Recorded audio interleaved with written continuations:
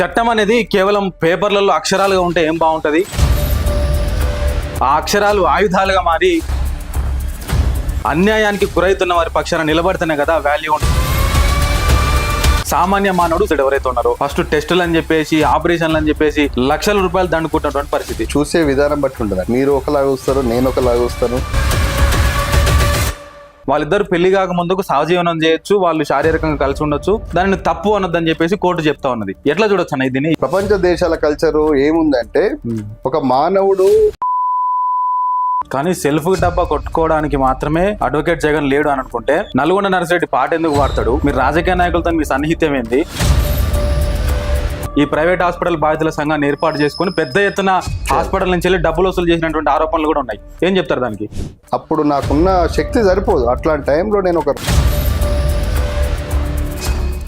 నా మీద దాడులు జరిగినప్పుడు